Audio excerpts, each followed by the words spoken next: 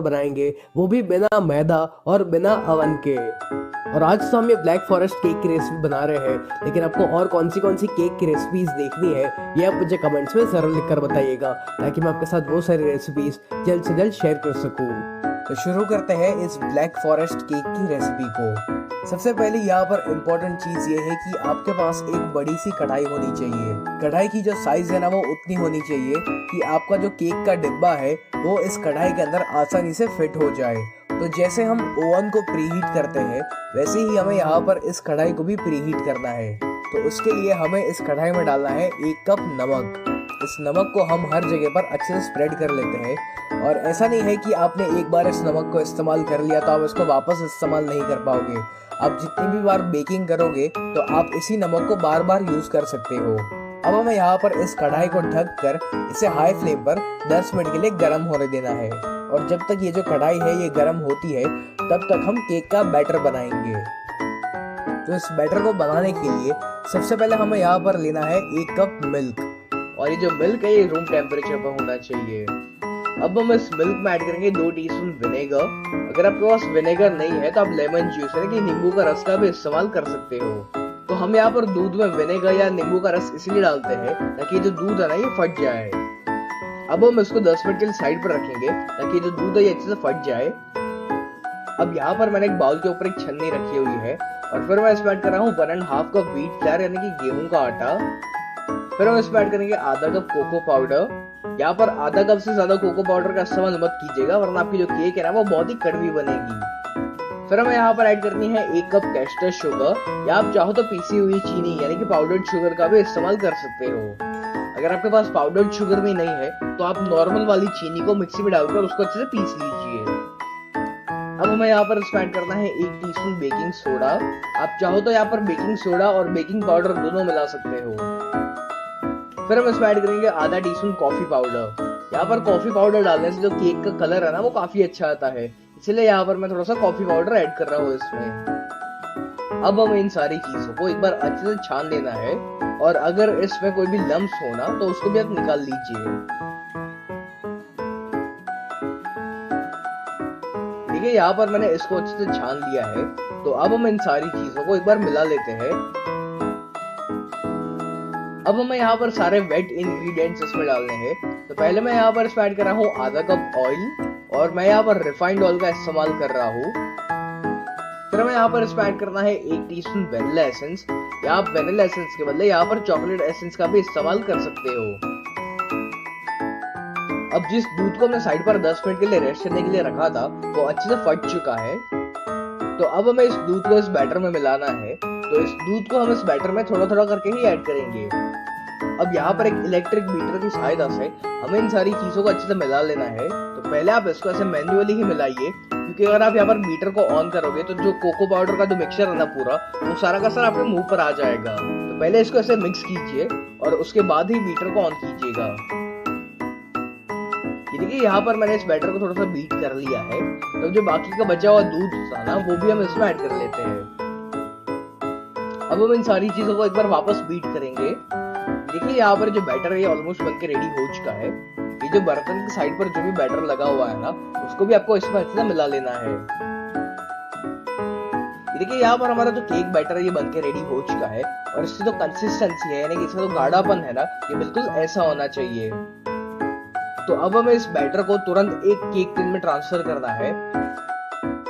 याद रखें कि आप यहाँ पर जिस भी डब्बे का इस्तेमाल कर रहे हो वो स्टील का नहीं होना चाहिए बल्कि वो एल्यूमिनियम का होना चाहिए।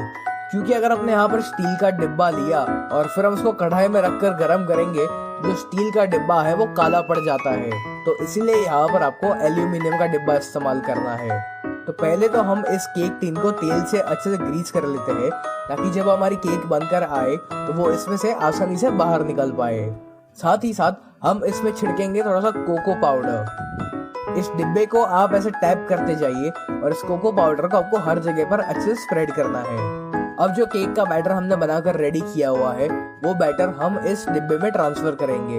इस बैटर को इसमें ट्रांसफर करने के बाद आप इस डिब्बे को ऐसे 2-3 बार अच्छे से टैप कीजिए ताकि इसमें कोई भी एयर बबल्स रह गए हो तो वो निकल जाए। तो अब हम इस केक को बेक करेंगे। तो यहाँ पर हमारी जो कढ़ाई थी उसको मैंने हाई फ्लेम पर 10 से 12 मिनट के लिए अच्छे से गर्म कर लिया था। तो अब हम इस कढ़ाई के बीच में रखेंगे एक स्टैंड, और फिर इस स्टैंड के ऊपर हमें ये केक का डिब्बा रखना है। अब इस कढ़ाई को ढककर हमें इस केक को मीडियम फ्लेम पर लगभग 25 से 30 मिनट के लिए पकाना है।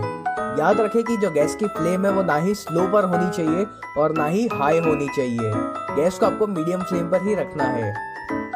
और जिनके पास ओवन है वो पहले ओवन को 180 डिग्री पर 10 मिनट के लिए प्रीहीट कर लीजिए, और फिर जब ओवन प्रीहीट हो जाए उसके बाद केक को इसमें रख कर आपको इसे 20 से 25 मिनट के लिए 180 डिग्री पर पकाना है।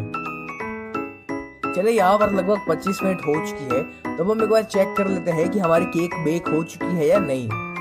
तो इसको चेक करने के लिए हम इसके अंदर एक टूथपिक या फिर एक स्क्यूअर या फिर एक चाकू इंसर्ट करेंगे, और अगर आपकी टूथपिक या चाकू साफ निकलता है तो इसका मतलब यह है कि आपकी केक अच्छे से बेक हो चुकी है। लेकिन जैसे कि आप यहाँ पर देख सकते हो कि अभी इस टूथपिक के साथ साथ काफी सारा बैटर बाहर आ रहा है, तो इसका मतलब ये है कि ये जो केक है ये अभी भी अंदर से कच्ची है।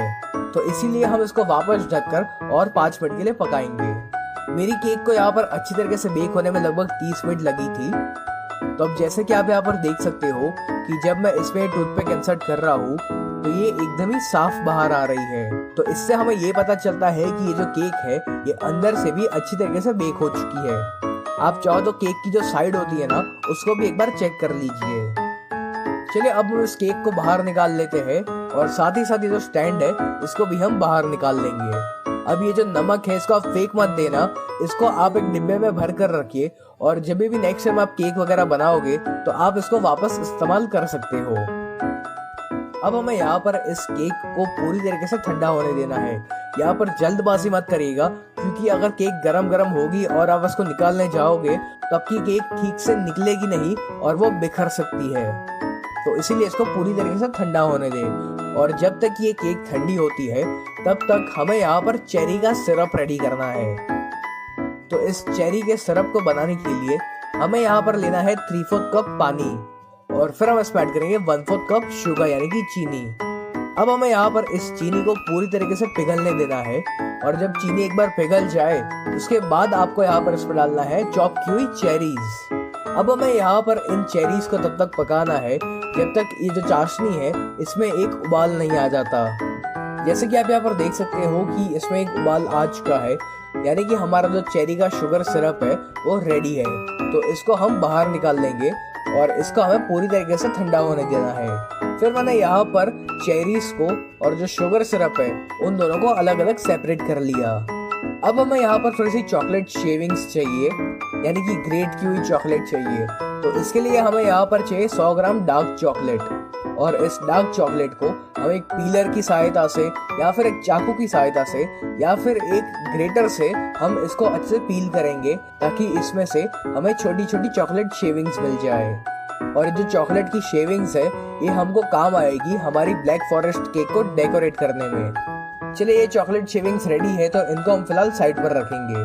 तो अब हम ये देखेंगे कि व्हिपिंग क्रीम कैसे बनानी है। सबसे पहले हमें यहाँ पर चाहिए 300 ml व्हिपिंग क्रीम। ये जो व्हिपिंग क्रीम है ना ये आपको किसी मॉल में से या किसी बेकरी स्टोर में से मिल जाएगी। यहाँ पर आपको एक चीज का ध्यान रखना है कि जो व्हिपिंग क्रीम है ना ये बहुत ज्यादा ठंडी होनी चाहिए। अगर आपकी जो व्हिपिंग क्रीम है ना ये बहुत ज्यादा ठंडी नहीं होगी तो ये अच्छे से व्हिप नहीं हो पाएगी।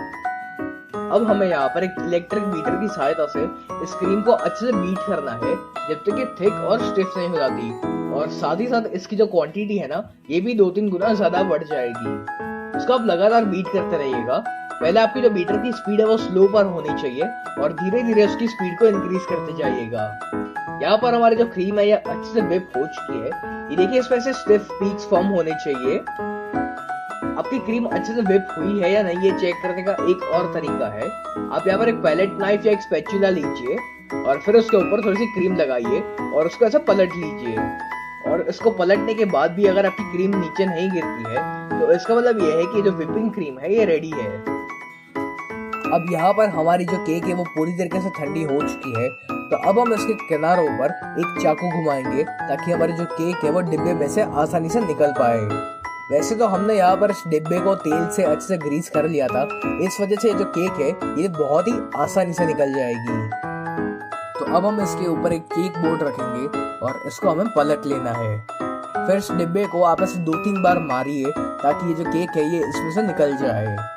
जैसे कि आप यहाँ पर देख सकते हो कि हमारी केक काफ़ी अच्छे से फूली हुई भी है और काफ़ी सॉफ्ट भी बनी हुई है।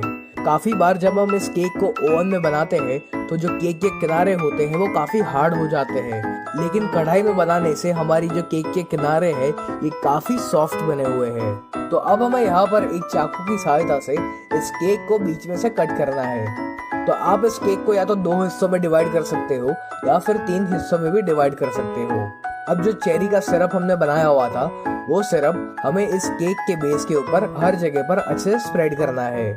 यहाँ पर हमने ये सिरप इसलिए बनाया हुआ है ताकि हमारी जो केक है वो काफ़ी मॉइस्ट और स्वीट बन सके। तो जिन सभी को इस बात की दिक्कत आती है कि उनकी केक काफ़ी ड्राई बनती है तो वो इस मेथड का इस्तेमाल करके अपनी केक को मॉइस्ट और स्वीट बना सकते हैं। अब जो व्हिपिंग क्रीम हमने रेडी की हुई थी वो क्रीम हमें इस केक के ऊपर अच्छे से लगानी है। और अब जो चेरीज के टुकड़ों को हमने शुगर सिरप में डालकर रखा हुआ था वो चेरीज हम इस केक के बेस के ऊपर हर तरफ अच्छे से लगाएंगे। अब जो केक का ऊपर वाला लेयर है उसको आपको उल्टा करके रखना है ताकि जो ऊपर की साइड है वो एकदम ही फ्लैट हो जाए। अब हमें यहाँ पर इस दूसरे वाले लेयर पर भी चेरी सिरप अच्छे से लगाना है। फिर जो व्हिप क्रीम थी उस व्हिप क्रीम को हमें इस केक के ऊपर अच्छे से स्प्रेड करना है। अब ये जो केक की साइड्स है यहाँ पर भी हमें व्हिप क्रीम लगानी है। तो शुरू में आप थोड़ी सी ज्यादा व्हिप क्रीम का इस्तेमाल करना, क्योंकि बाद में हम एक स्क्रैपर की सहायता से जो एक्सेस क्रीम लगी हुई है उसको बाहर निकालने वाले हैं। तो जैसे कि आप यहाँ पर देख सकते हो कि मैंने इस केक को व्हिप क्रीम से अच्छे से कवर कर लिया है। तो अब इस केक के ऊपर काफी सारी व्हिप क्रीम ऐसी लगी हुई है जो कि एक्स्ट्रा है, तो उसके लिए यहाँ पर हम एक स्क्रैपर की सहायता से वो सारी क्रीम को बाहर निकाल लेंगे। और ऐसा करने से हमारी ये जो केक है ये एकदम ही स्मूथ हो जाएगी। अब मैंने यहाँ पर एक पाइपिंग बैग में थोड़ा सा चॉकलेट गनाश लिया हुआ है और इस चॉकलेट गनाश से मैं इस केक की बॉर्डर के ऊपर ऐसी ड्रिप्स बना रहा हूँ। अगर आपको ये देखना है कि चॉकलेट गनाश कैसे बनता है तो मैंने उसका वीडियो बनाया हुआ है और उसके वीडियो के लिंक मैं आपको नीचे डिस्क्रिप्शन बॉक्स में दे दूंगा।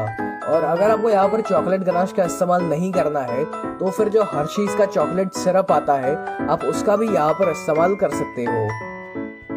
अब इस केक को डेकोरेट करने के लिए मैं यहाँ पर ये स्टार टिप नोजल का इस्तेमाल कर रहा हूँ और इससे आप अलग अलग डिजाइन वगैरह बना सकते हो। तो आज मैं इस केक के ऊपर स्वर्ल्स बना रहा हूँ। तो ये जो स्वर्ल्स है इसको बनाने के लिए आपको पहले बाहर की तरफ एक सर्कल बनाना है और फिर आप अपने हाथ को बीच की तरफ लेकर आइए और आपकी ये जो स्वर्ल डिजाइन है ये बनकर रेडी हो जाएगी। तो इसी तरह पूरी केक के ऊपर हमें ये डिजाइन बनानी है। आप चाहो तो अपने पसंद अनुसार और कोई डिजाइन भी बना सकते हो। अब इस केक की नीचे की तरफ भी मैं एक बॉर्डर रेडी कर रहा हूँ और ये जो डिजाइन मैं बना रहा हूँ इसको कहते हैं शेल्स। इस डिजाइन को बनाने के लिए आपको एक जगह पर थोड़ी सी क्रीम लगानी है और फिर आप अपने हाथ को आगे लेकर जाइए और फिर हाथ को थोड़ा सा उठाकर आपको उसे पीछे लेकर आना है। अब जो चॉकलेट शेविंग्स हमने बनाए हुए थे वो चॉकलेट शेविंग्स हम इस केक के बीच में लगाएंगे और कुछ चॉकलेट के बड़े बड़े टुकड़े भी मैं यहाँ पर इसमें लगा रहा हूँ। यहाँ पर हमारी ब्लैक फॉरेस्ट केक ऑलमोस्ट बनकर रेडी हो चुकी है और सबसे आखिर में हमें इस केक के ऊपर थोड़ी सी चेरीज लगानी है। तो लीजिए यहाँ पर हमारी ये बहुत ही बढ़िया सी कढ़ाई में बनाई हुई ब्लैक फॉरेस्ट केक रेडी है। ये दिखने में बिल्कुल प्रोफेशनल बेकरी जैसी केक लगती है और जब आप इसको खाओगे ना तो आपको पता भी नहीं चलेगा कि आपने ये बिना मैदा के बनाई हुई है। तो अब हम इस केक को कट कर लेते हैं और देखते हैं कि ये जो केक है ये अंदर से कैसी दिखती है। तो है ना ये केक बिल्कुल बेकरी जैसी। तो कैसी लगी आपको ये ब्लैक फॉरेस्ट केक की रेसिपी और आपको और कौन सी केक की रेसिपीज देखनी है ये आप मुझे